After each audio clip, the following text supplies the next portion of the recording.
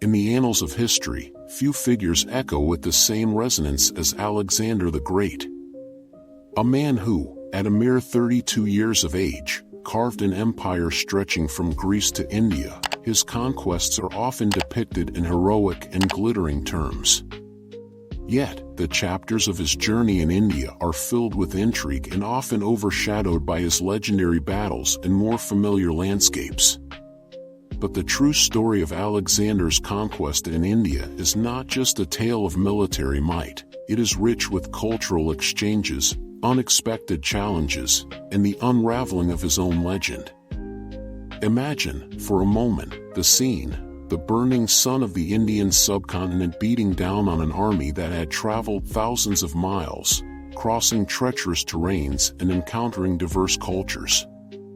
Alexander, the young king known for his unyielding ambition, stood on the brink of yet another challenge. But why did he venture into India, a land filled with stories of formidable kings and ancient traditions? This question resonates deeply as we delve into the untold story of Alexander's conquests in India, one that promises to reveal insights and surprises at every twist and turn.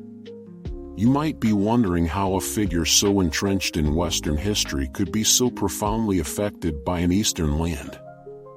The answer is intriguingly complex. Unlike the prominent conflicts Alexander faced with Persia or the smaller kingdoms of the Mediterranean, India presented a tapestry of kingdoms, diverse in their governance and deeply rooted in their traditions. The moment he set foot on this ancient soil, he was not just a conqueror, he was an intruder in a land with its own rich history and fascinating myths. As Alexander's forces marched into India, the first significant confrontation came against the Raja of the Punjab, a formidable opponent known as Porus. This battle was not just a test of military strategy, it represented a collision of two worlds, Hellenistic and Indian.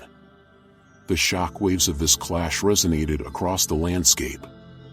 Picture the chaos of battle, with war elephants trumpeting in the distance and soldiers clashing in a fight for survival and sovereignty. The encounter was nothing like what Alexander had experienced in previous campaigns. Here, he faced an enemy that matched his valor with sheer numbers and ferocity. In a landscape punctuated with vibrant cities and sprawling farmlands, it was the mutual respect forged between warrior cultures that would lead to one of history's most fascinating alliances. But what did Alexander truly seek in India? Was it land? Glory? Or something deeper? As he faced the might of Porus and the unknown interior of India, an unexpected revelation arose. It wasn't just about conquest, it was also about cultural connection. What comes next will leave you speechless. After defeating Porus in the Battle of the Hydaspes, Alexander did not seek to obliterate his foe. Instead, he offered him governance over his territories, showing a surprising level of respect and admiration. This decision was unprecedented. Can you imagine a conqueror offering the vanquished a chance to rule? This act solidifies the notion that Alexander wasn't merely concerned with the expansion of his empire, he understood the value of integrating and forming alliances. It is astonishing how quickly perceptions can shift in history. A battle seen as a fearless conquest can simultaneously be a powerful act of diplomacy. As Alexander's campaign continued, sightings of the Ganges River began to stir an insatiable curiosity within him. He was not just a conqueror, he was also an explorer, yearning to witness the limits of the known world. Each river valley and each mountain face seemed to whisper secrets of ancient civilizations, and the tales of the famed philosopher king, Ashoka, lingered like soft melodies in the air. Can you feel the anticipation? The yearning for discovery was palpable. Yet, as his troops pressed forward, concerns simmered within the ranks. They had endured endless months of brutal conflict and were weary, yearning for home. Alexander's ambitious vision began to collide with the stark realities on the ground. soldiers whispered among themselves, recalling their homeland, the faces of loved ones, the simplicity of life before glory took hold. The rhetoric of ambition clashed painfully against the harshness of distant lands. What was the price of conquest? Many of them pondered. This rising tension would result in a pivotal moment during this campaign. Near the banks of the Bios River, for the first time, Alexander encountered insubordination within his ranks. His troops, no longer driven by the thrill of adventure, feared. Despite his charisma, he could not silence their longing for home. Did you know? It was in this moment of crisis that Alexander, often depicted as an invincible hero, faced a public relations challenge that shook his very core. The once unyielding morale skewed. He gathered his weary men and tried to inspire them with tales of glory and riches awaiting them in the heart of India.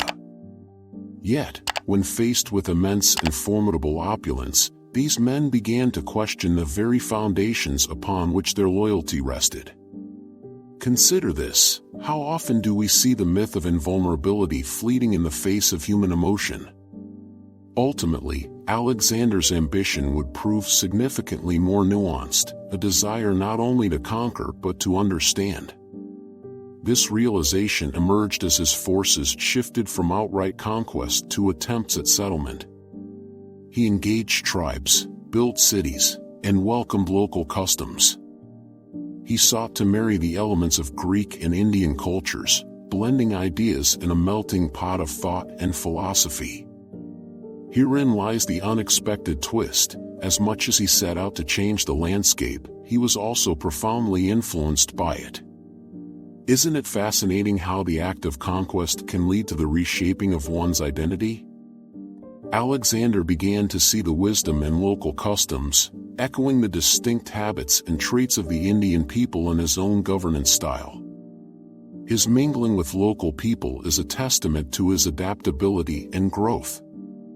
The tales of his encounters with Indian philosophers and scholars reveal how he sought wisdom and insight in the profound teachings of this ancient civilization. But this tale, as rich and diverse as it seems, wouldn't be complete without acknowledging the shadows looming on the horizon. As Alexander's fame grew, so did the enmity against him. In the east, tucked away in the rugged terrains of India, awaited formidable foes. The Nanda dynasty, a powerful empire, watched Alexander's maneuvers closely. Its resources were vast, and its kings were as fearless as their elephants. What were they plotting, and how would this potential showdown come to fruition? Intrigued? Just when you think the story winds down, it picks up once more, cascading like a river crashing down the rocks. The confrontation with the Nanda, who were bolstered by vast armies and treasury, laid the foundation for yet another gripping battle. The stakes soared, and despite Alexander's brilliance in tactics and strategy, he soon faced the battle of his life. When pushed to the limits, would he prevail once more, or would this be the moment where his insatiable ambition could fracture beneath the weight of reality? In the charge of battle, the stakes reached fever pitch, challenging not just Alexander's military skill but also his mental resilience. In these moments of chaos, Alexander began to recollect how cultural understanding and bond forged in the terrors of war stood against the desperation of combat. There was beauty even amidst the tumult, and wisdom, hidden behind every clash of steel, echoed through the valleys. Would this be a pivotal moment where he would recognize that some victories are not written in the blood of the vanquished but drawn in the rich fabric of friendship and collaboration? In the end, while Alexander would press onward for a brief conquest of the Nanda, he opted for a strategy that some historians consider a retreat, marking the eventual turn of his empire's fate. However, rather than retreating in defeat, he carried back a wealth of knowledge, stories, and alliances, forever altering the course of history in both the West and the East. The aftermath of his campaigns would lead cultural exchanges that would ripple throughout centuries to come. Greek thought would meld with Indian wisdom, fostering philosophical introspection that laid the groundwork for future dialogues between East and West. Perhaps in those moments, amid chaos and clashing philosophies, something extraordinary was born, a hybrid culture that allowed for introspection and debate, bridging gaps, not just of land but of ideologies.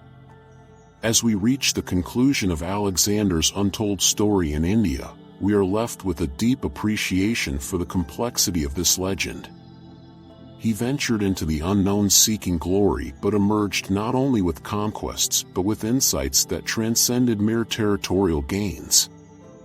His experience in India teaches us about the intricacy of human connections, the strength found in cultural blending, and the power of adaptability. So, what can we take away from this monumental chapter in history?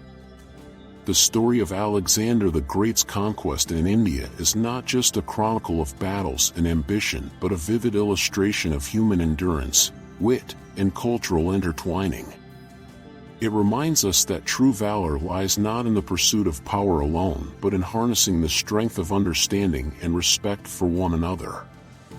As you ponder the legacy of Alexander, consider how his encounters in this ancient land shaped not just his destiny but the very trajectory of history. This untold story urges us to explore our histories with curiosity and embrace the narratives that connect cultures and peoples. It serves as a profound reminder that even conquests can lead to enlightenment, and perhaps, the greatest victories are not those achieved through bloodshed but those that foster unity and understanding.